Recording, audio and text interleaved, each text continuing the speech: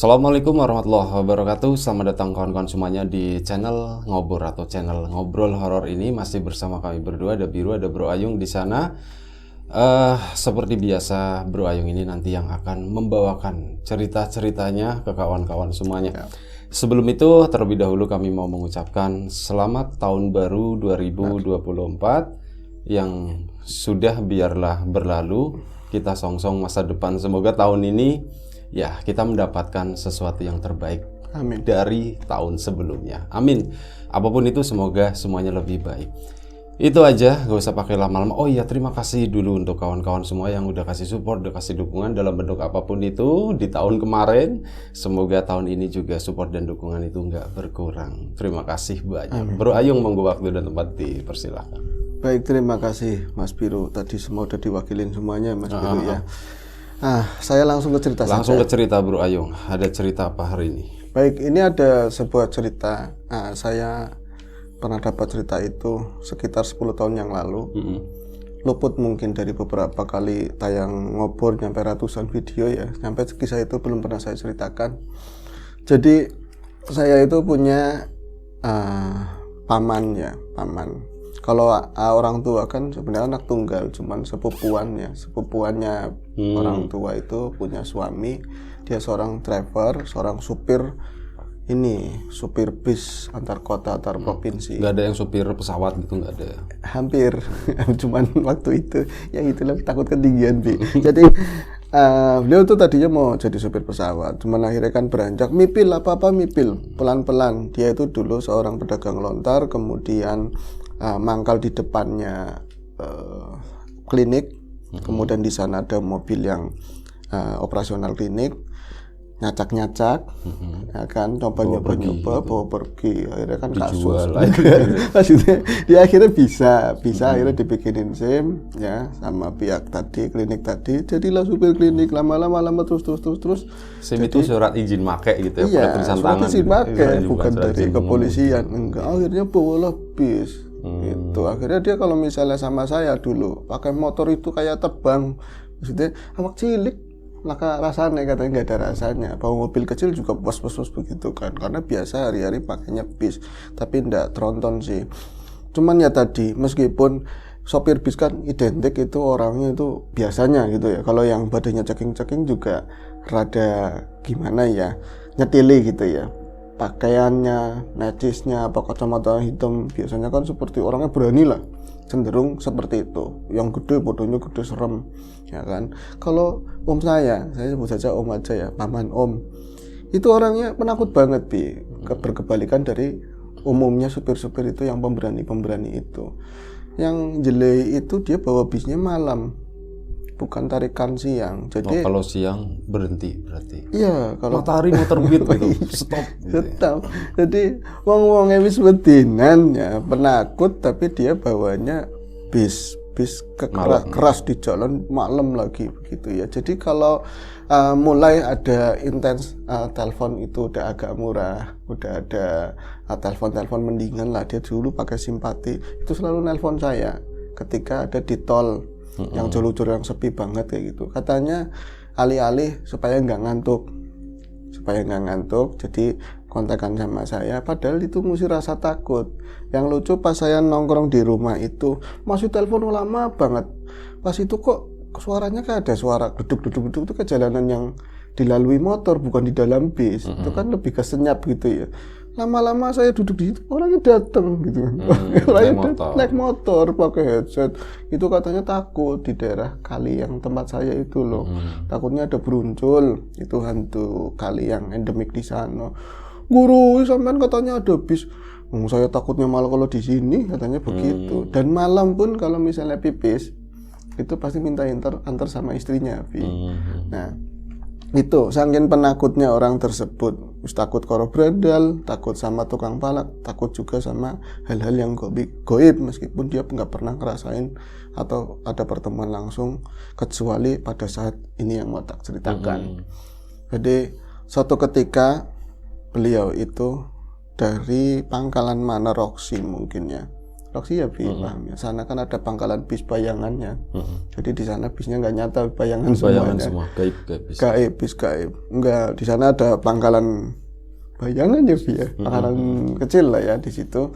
Terus nggak tahu kenapa, memang waktu itu ya orang-orang lagi nggak bulan-bulannya atau waktu-waktunya itu hilir mudik kampung Jakarta, kayak hari-hari biasa lah, nggak ada hari libur atau Kliwon. Biasanya kan kalau Kliwon orang mau nyekar rame, malamnya rame.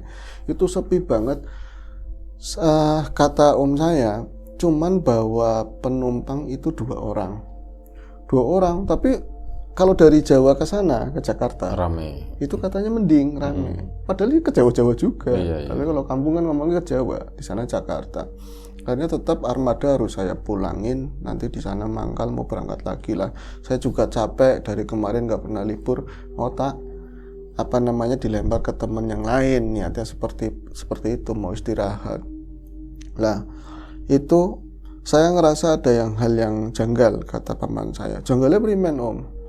Ya hawane ora sek, hawane itu nggak tenang, rungsang, gelisah. Ada masalah sama istri juga enggak, sama anak juga enggak. Saya meskipun dapatnya sedikit, wis rezeki kadang-kadang banyak, kadang-kadang sedikit begitu ya. Yang penting kenet saya bombong, kenet saya baik-baik saja.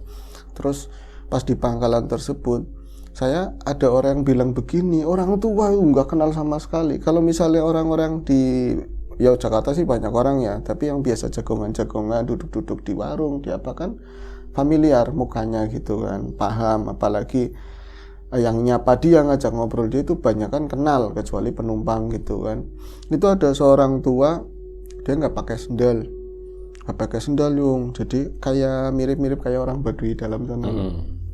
Pakainya celana komprang, terus ada tas di sininya lebih seperti karung yang 25 kilo karung tepung itu loh, karung 10 kilo itu ya tepung, terus diselempangin begini. Dia itu marahin ke tempat saya masih ya hampir sedikit lagi mau berangkat lah, mesin dari tadi aja udah siap kan, udah saya panaskan. Langsung jenengan supire gitu, saya ditunjuk. Ya dia orang tua bebas sih, cuman kalau di etika jarang banget orang nggak kenal tapi nunjuk muka begini. Jenengan supire itu mirip sama omongan orang Tegal, sama jenengan supire, nadanya begitu kan. Oh nggih Pak, badhe mau naik mobil, mau naik bis saya. Ora enggak katanya. Itu duit. Minta nyuwun apa, dikasih lah duit kan. Saya waktu itu nggak ada uang kecil loh, adanya 5 ribuan. Itu kecil om, saya bilang. Ya maksudnya nggak ada ribuan, saya kasih 5 ribuan nggak mau, katanya mintanya rokok. Minta rokok, saya kan nggak ngerokok katanya om saya emang nggak rokok. Akhirnya dimantain ke warung sebungkus, nggak mau. Mintanya dibukain, mau ngerepotin lah. Mintanya dibukain, harus 1, maksudnya bawa semuanya lebihannya sini, terus minta dinyalain juga kayak wong aneh temen, wong minta rokok dikasih banyak nggak mau, mintanya 1 aja, udah gitu minta dinyalain.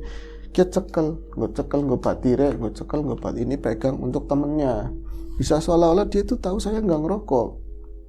Lalu udah dinyalain, dia langsung janji senggeng aja, kalau orang sini ngomong begitu, langsung duduk aja di samping saya. Itu ada bangku panjang kayak bangku kayu ya, kayak orang akrab, kayak orang tua saya sendiri atau teman main lah. Langsung misik kuping saya, kok hati-hati ya kayak gitu. Nanti hati-hati. Maksudnya apa Pak? Mbah, saya ada ngomong mbah, ada Pak, kata om saya ngomong begitu. Orang udah tua banget kan, tapi kayak masih sehat. Saya liatin ke bawahnya, orang mau sendal, kayak orang ini irang-irang kabeh, irang-irang semuanya hitam. Hati-hati nih jalan, hati-hati di jalan. Tapi nanti kalau ada apa-apa, putunya aku, cucunya saya nanti ngawal, cucu saya ngawal. Cucunya pas pampres apa polisi ya, katanya saya mau dikawal sama cucunya beliau. Aduh, sementara om saya kan nggak pernah melibatkan diri kayak urusan yang goib-goib apa-apa, kan nggak tahu bahasa itu. Ngawal apa, ngertinya kan dohir Bi, kayak polisi bab digituin. Ngawal ya, bocah apik diblok sininya, kayak seakan-akan dia itu badannya gede banget, padahal badan cek tinggal diblok. kayak langsung sesek menyong waktu itu. Jadi ambekan nafas saya kerasa sesek pas diplek-plek kayak gitu. Itu cuman sebentar, berapa itu kan sesek, kesananya kayak bener-bener saya plong. Saya belum pernah merasa sesehat itu, kata om saya. Jadi itu kan kadang-kadang penyakitnya orang duduk-duduk lama, kadang-kadang pada pegel apa itu ya, terus di AC terus. Itu kayak saya itu sehat banget habis diplek-plek bapak itu. Saya mau ngomongin makasih, nggak ada. Wong di sana ini tembok, di sini itu tembok, baru di sana itu depan jalanan. Di depan jalanan terus ada lang rokok itu depan. Saya sampai nanyain berulang kali sama tukang lang rokok itu, ada berteman sama saya. Mas, bapak-bapak sini di mana? Lah, bukan yang tadi sama jenengan, dia juga ngeliat. Dia juga berarti kan memang nampak begitu kan. Lah kemana tadi? Ngilang. Masa ngilang sih? Namanya Cahyani. Saya nama asli itu namanya Cahyani. Yan, ngilang loh kan, orangnya aneh ya, nggak pakai sendal kayak gitu. Ngomong apa? Itu tadi ngomong apa? Kamu dibisik-bisikin apa? Cuman saya, kata om saya merasa nggak usah ngomong sama orang lain lah. Ini amanat begitu kan. Tapi kok mau dikawal. Saya hilang gitu. Mau ngawal siapa? Polisi siapa kan ya. Tapi tetap saya cari-cari orang tersebut sampai saya keluar lingkungan tersebut. Berarti minggir-minggir. Sampingnya bus begitu kan, sampingnya bus, tetap aja sampai keluar saya tanyain kenek saya juga nggak ngeliat orang tersebut. Malah aku ngono, Mas, sampean wong waktunya udah berangkat kok masih ngobrol sama aki-aki itu. Orangnya kan kelihatannya serem, takutnya sampean mau diapa-apain. Yuk mangkat. Akhirnya saya jalan dari sana ya, jalan nggak pakai bis, jalan bisnya dituntun. Iya, akhirnya kita jalan ya dari sana itu keberangkatan jam 7 lebih malam jam 7 lebih kita ke Karangetan, berarti kan sampai ini apa namanya tuh Pamanukan apa itu saya mulai Indramayu saya mulai ada perasaan was-was lagi. Berarti zaman itu belum ada Cipali, belum. Waktu itu belum ada Cipali. Jadi saya merasa ada was-was begitu aja lah.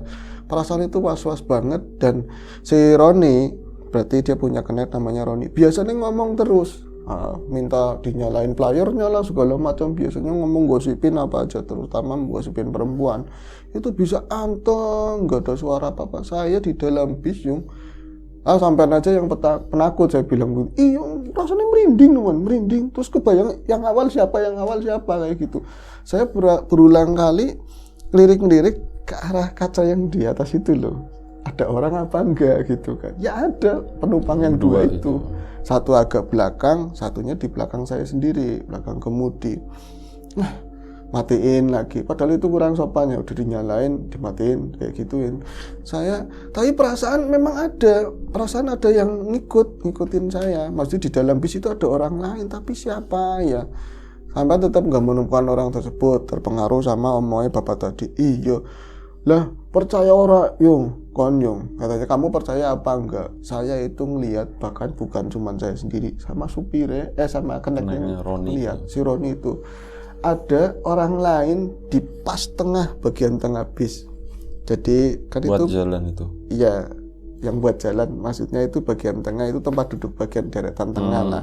Kan bangku 2-3 sih, ada eksekutif ceritanya kan. Itu ada di bangku yang buat 3 orang. Dia duduk paling pinggir dekat jalannya itu, jalan yang tengah. Tapi posisinya nunduk kayak orang mirip ini lagi benerin sepatu lah, seperti itu. Kayak nunduk begini lagi benerin sepatu. Saya kan lihat dari membungkuk. Jadi kalau dari ini tetap aja kan, meski lampu dimatiin, kadang dari depan itu ada sorot lampu jalan, tetap kan tembus begitu kan. Kayak ada orang, saya bilang ton. Saya ngomong samping ke kenet saya. Terus Tony, apa sih Mas berisik teman? Dia dilalainya orangnya biasanya kayak yang takut banget sama supirnya kan, ngajeni gitu ya. Dia kayak yang ini berani gitu, kayak nggak mau digangguin lah, mau nanya, kamu diajak ngomong kayak gitu, kedelung buri itu lihat di belakang. Mau ngeliat apa? Kalau ngeliat ke belakang berarti sedih, nanti sedih, penumpangnya sedikit. Bukan itu, ada itu yang di tengah itu siapa? Kamu naikin penumpang lagi? Oh orang Mas, itu saya sengaja ngomong itu kenceng-kenceng biar orangnya tahu kalau memang itu orang beneran. Emang ada orang lagi? Kan berdua, satunya perempuan di belakang kemudi, yang satunya laki-laki di bagian belakang. Alah maning, ada lagi itu 3 orang. Itu kenaikan radan ambles ke bawah gitu ya. Di pintu situ. Di pintu dia tuh naik. Terus yang namanya kayak gitu AC apa itu nggak boleh ngerokok. Tapi biasa di bolongan tuh ngerokok kan. Rokoknya gue. Lah kau iki nggak ada orang ini. Jadi dia jalan baru mau jalan ke belakang. Jadi nggak dinyalain lampu, saya nggak nyalain kata om saya. Mas, bisa newong telu mas, katanya begitu. Kenapa orang 3? Itu posisinya kata om saya itu dia tetap udah ngobrol, dia cuma masih lama duduknya, nggak bangkit begini enggak. Pas kayak dia seakan lagi benerin sepatu atau lagi nalin sesuatu, nggak tahu ding ya. Akhirnya dia itu baru begini, mas Dani ngomong telu ke orang 3, nggak tahu. Coba kamu, siapa tahu ada orang yang naik, kita nggak ngelihat, orang penumpang gelap begitu kan, langsung disamperin. Pasti kan ada palangan yang teralis itu ya, yang stainless. Naik set, dia kayak, mas minumnya mas, ambil minumnya si supir, minumnya ya minum. Itu kan ada kadang-kadang orang jualan itu bagi-bagi gitu kan. Nah itu minum air mineral di situ. Kernet saya sempat ngambil belum minum, ngeliat ke belakang udah nggak ada. Astagfirullahaladzim, itu saya sampai kata om saya sampai hampir ngerem mendadak lah. Begitu saya ngerem, habis itu saya minggir. Karena apa? Karena saya nggak melihat ada orang di tengah yang tadi aja baru lihat, itu nggak ada. Saya juga sama, ngeliat dari atas begitu, ngeliat ke atas ke spion, nggak ada orang juga. Akhirnya minggir pelan-pelan minggir. Nah itu yang di belakang ngomong, mas, sampean nyari orang yang di belakang saya ya? Tuh gua mau katanya begitu tahu. Itu yang perempuan, ibu-ibu ya. Ibu-ibu itu tahu. Bu, sampean ngelihat bu? Nah, sampean baik, sampean aja dari tadi neng mana ada bis itu baunya itu kayak kemenyan kata begitu. Jadi biasanya kan ada Stella atau apa gitu ya, baunya kan kayak kemenyan dari tadi, semberebet. Saya bilang kayak ora beres, bis nggak beres. Nah terus Wong tadi aja sempat duduk di samping saya, di sebelah situ. Berarti kan dekat sama supir. Indah itu. Iya, orangnya kayak apa, Bu?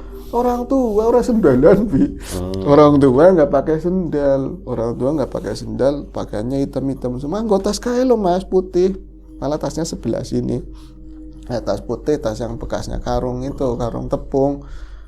Tegan, om saya, ya Allah, dia yang ngawal sendiri, bukannya ini ponakannya, bukan anaknya ya, cucu, iya bukannya cucu, dia ngawal sendiri.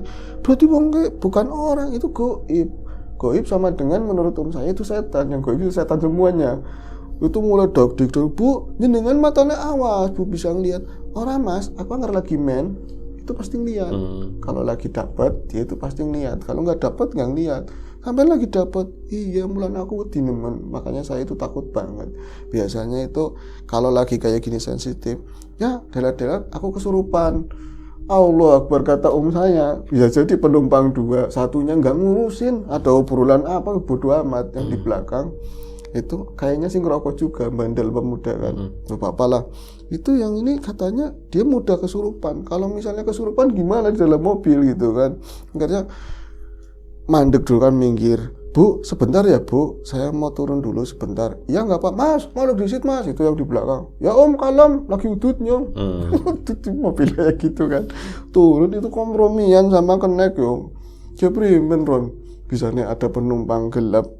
Nah setannya bisa, kamu habis ngapain? Jangan-jangan dia habis berbuat yang nggak baik atau apa kan, bawa-bawa setan ke dalam bis, nanti bisa celaka. Apa saya nggak ngapa-ngapain?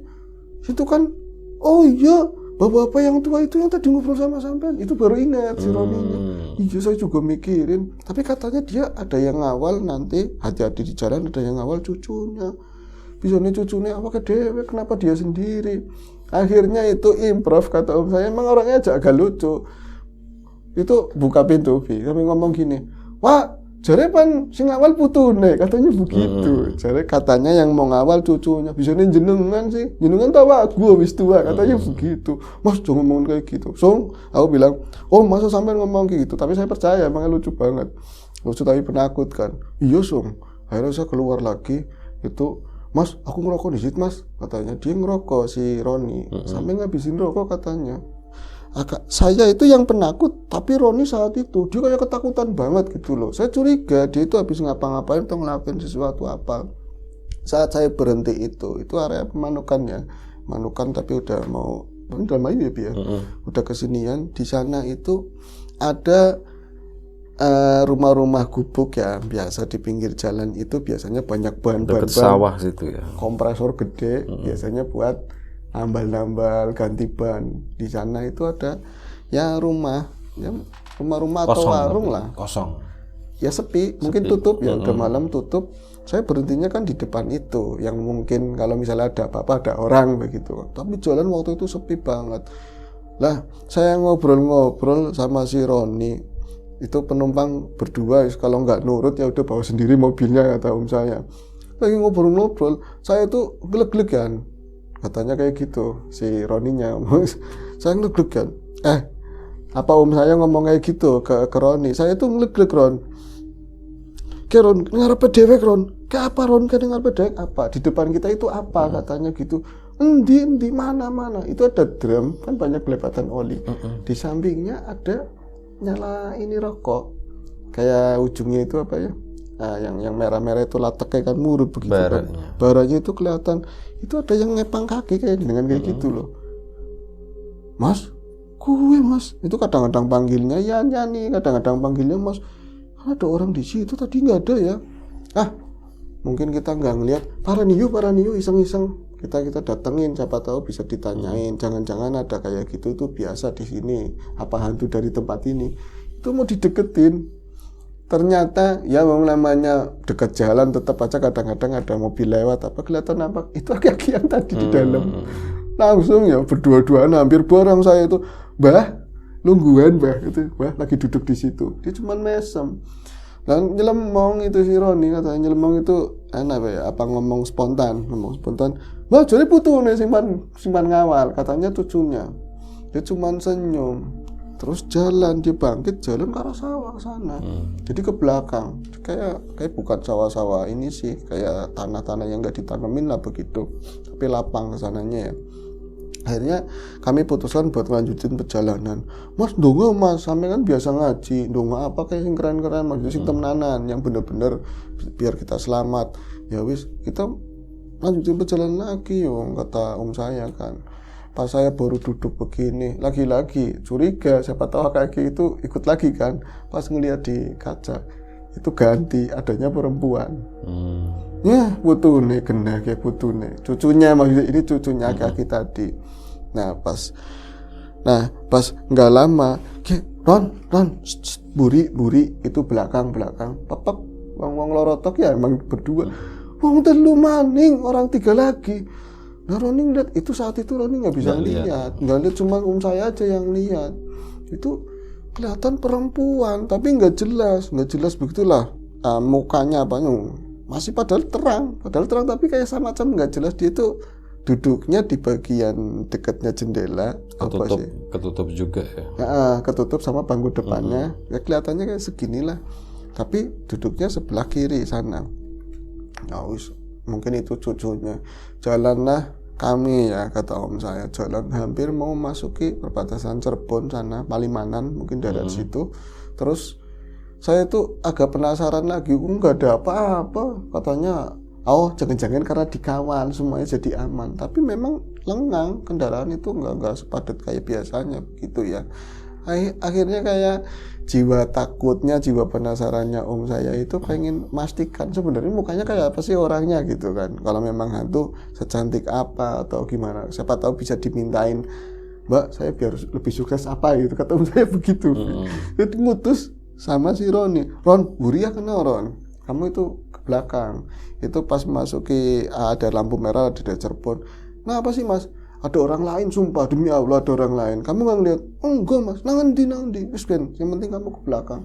Itu pas Roni berdiri agak naik begitu, dia ngeliat ada, dan ternyata itu perempuan yang di belakang supir pindah. Iya pindah. Jadi aku agak kentir ya maksudnya aku nggak ngeliatin penumpang yang di belakang, ternyata dia pindah ke sana. Wah sampean ada aja orang ini penumpang, bu maaf bu ganggu nih bu, kata si supir saya, sampean hantu Bu, padahal pindah ke sini. Nah saat itulah semua yang tadinya mau ketawa, saya juga geli karena prasangka sendiri jadi heboh. Karena apa? Pas diomongin begitu sama kenek saya, itu perempuan perangainya beda sama. Kerasukan. Iya, dia itu kerasukan, dan rambut yang tadi ada kerudungnya digulung begitu, dia udah bergerai begini. Man, saya aja setelah lampu merah itu emang jalan, karena memang si Roni kan, Mas, ngomongnya kayak gini, Mas, ngomongnya kayak gini. Orangnya seperti ini, nggak bisa diajak ngomong, kayak kerasukan, kayak kesurupan. Lah itu yang di belakang pun ikut bantuin. Ceritanya orang pintar lah dibaca, lah ayat kursi segala macam. Orang mempan, di situ tuh nggak mempan. Akhirnya berhenti. Nggak lama di situ kan kalau lampu merah biasanya banyak tukang beca, ojek gitu, ikut rame di situ semuanya. Dan ditanya-tanyain, suaranya laki-laki, bocah garek katanya seperti itu. Suaranya khas Tegal, kamu sudah dibantuin, dikawal, kamu terima kasih katanya begitu. Lah sampai mintanya apa? Itu yang ngomong keneknya, bukan om saya. Ya mintanya apa, kayak dinyalain rokok buat saya atau apa, itu gedek-gedek terus katanya. Orangnya juga kayak nggak orang tua itu, cuman kan ada yang diajak ngomong orang Cirebon sana, udah Mas jangan percaya, saya tahu, saya ngelihat kalau orang tua yang ngawal jenengan itu emang baik, kalau ini dari sini kayak wong wadon lagi kotoran katanya begitu, orang perempuan ini lagi datang bulan. Ternyata tak disadari ketika mereka berhenti di tadi ya tambal ban tadi, perempuan itu keluar lewat pintu belakang, itu ngelemparin bekas ini yang di kamar mandi belum sempat dibuang. Plak kayak ngenani hantu kambangannya itu akhirnya nyerupin si perempuan terus rame di situ. Sepi ya Mas, sampean wis mobilnya sepi, penumpangnya kesurupan katanya seperti itu. Akhirnya itu saya sempat lama, bener-bener orang itu harus bisa sembuh dulu, nanti baru jalan mobil. Untung penumpang yang belakang itu mau menyadari ya. Akhirnya pas sudah sadar, ada alamat yang bisa ditelepon atau enggak, mau ada ngasih gitu kan. Akhirnya ditelepon, orang Tegal juga dijemput. Akhirnya kan lama nungguin jemputan dari Tegal ke Palimanan, lumayan berapa jam kan, aja 1,5 jam, baru lanjutin perjalanan. Nah di perjalanan itu nelpon ke saya, tapi nggak menceritakan kejadian itu. Setelah ke rumah itu aja. Tapi di mobil nggak ada kejadian yang lain sih. Itu aja sih Bi. Iya. Berarti yang itu nggak ngawal ya? Nggak ngawal. Nggak, cucunya nggak ngawal. Iya, cucunya nggak ngawal. Ya sibuk mungkin. Lagi sibuk. Oke, baik. Terima kasih Bro Ayung. Terima kasih Mas Cahyani tadi ya. Om Cahyani, semoga sehat selalu, lancar jaya gitu ya. Sekarang masih nyepir? Enggak. Oh, udah enggak? Udah pensiun nyepir. Ngapain sekarang? Jualan. Oh, jualan Okay. Bis. Iya. Oke, semoga jualan bis. Oh, Enggak semoga juga. bisnya bis telolet itu yang kecil.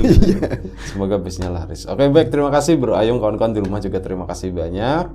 Semoga tetap terhibur dengan cerita-ceritanya Bro Ayung di Ngobrol ini. Sampai jumpa di episode selanjutnya Ngobrol Horor. Sekali lagi selamat tahun baru. Terima kasih banyak atas support dan dukungannya. Jangan bosan-bosan. Jaga kesehatan kawan-kawan semuanya. Assalamualaikum warahmatullahi wabarakatuh.